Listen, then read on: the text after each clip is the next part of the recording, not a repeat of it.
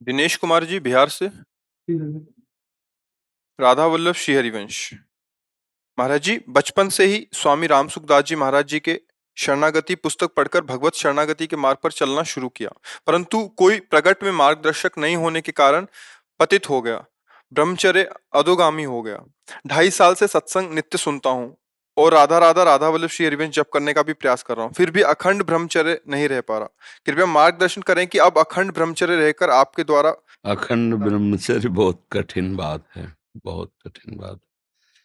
उसके लिए निरंतर सानिध्य चाहिए, प्रगट खान पान संयम आसन प्राणायाम व्यायाम।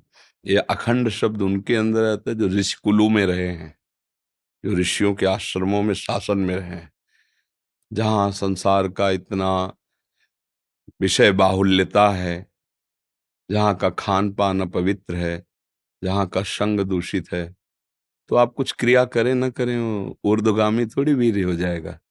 और वीर बिना ऊर्ध्वगामी हुए अखंड कैसे हो सकता है? उसके लिए आसनों पर 6-6 घंटे पद्मासनों पर बैठे, हिल बिना हिले डुले, भीषण कष्ट हुआ पर उसे सही शांत, तो सुषुम्ना नाड़ी खुली, वीर ऊर्ध्वगामी हो। प्राणायाम के द्वारा प्राणों का संयम, शरीर को व्यायाम के द्वारा स्वस्थ, आसनों के द्वारा वश में कर लेना, आहार के द्वारा पवित्र बुद्धि करना, इंद्रिय भोगों का दृश्य श्रवण संभोग इनसे दूर रहना, इंद्रिया पवित्र, तब जाके वीर ऊर्ध्वगामी होता है। उसे कहते हैं अखंड ब्रह्मचारी। अब वीर अधोगामी हो चुकता है जब, तो उसका प्रवाह बन जाता है। क्रिया करो ना करो, वो प्रवाह में जब उसका एक समय होता है, वो फिर अपने समय से निकलता रहे। अब उसमें कि क्रिया अगर नहीं करते, कोई स्वप्न में आदि गंदी क्रिया नहीं देखते और स्वाभाविक हो जाता है, तो तुम्हें अपराध नहीं लगेगा और तुम अखंड ब्रह्मचारी नहीं कहे जाओगे। उसके लिए बहुत से अखंड ब्रह्मचर्य ऐसे थोड़ी होता है। हाँ, प्राणों की बाजी लगा देनी पड़ती है और रोना होता है। हम लोग रोए हैं, कैसे कैसे बड़े बड़े महात्माओं से सब। तो 6 घंटे आसन पे बैठे, हर नस नाड़ी आग उगलती है। पद्मासन लगाया कभी? कभी लगाया पद्मासन? है? अब जानते ही नहीं, तो अब अखंड ब्रह्मचर्य ऐसे थोड़ी रोका जा सकता है।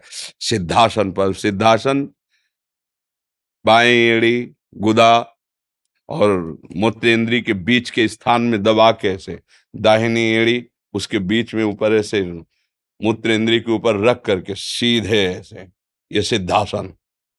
3 घंटे बिना हिले, हर नस नाड़ी ऊर्जा, वो ऊर्ध्वगामी। ऐसे थोड़ी होता है कि ऐसे अखंड ब्रह्मचर्य तो शब्द ही नहीं लग सकता।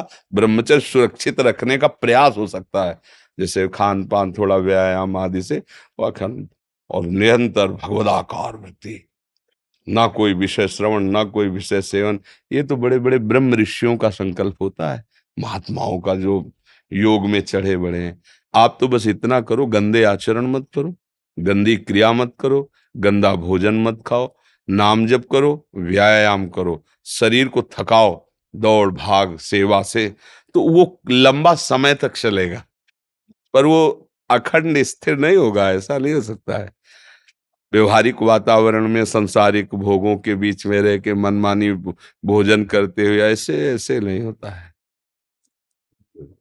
शून्याकार वृत्ति, ताओ, प्राण संयम, मन पवित्र, जितेंद्रिय और फिर वीर ऊर्ध्वगामी। ये बहुत, मतलब ये शब्द तो मतलब नहीं हो सकता, क्योंकि यही अवस्था होती है ऊर्ध्वगामी करने की। तो या तो आप बाबा जी होते और फिर हम देखते कि हाँ बचपन से प्रयासरत हो, तो फिर उसमें, अब आप जानते हैं कि पद्मासन किसे कहते से हो, तो ऊर्ध्वगामी कैसे? मेरुदंड 6 घंटे 8 घंटे एकदम 90 अंश के कोण में सीधा, श्वास को बिल्कुल शांत, पास बैठा हुआ है लेकिन तुम्हारी श्वास नहीं सुनाई, ऐसा नहीं, चल रही कि नहीं चल रही, एकदम शांत, प्राण संयम में, तब सुषुम्ना नाड़ी खुलती है। फिर ऊर्ध्वगामी, फिर तो मतलब जब ऊर्ध्वगामी हो गया, तब अखंड ब्रह्मचारी शब्द आता है नहीं? हाँ, अखंड तो छोड़िए, पर ब्रह्मचारी बनने की चेष्टा कीजिए।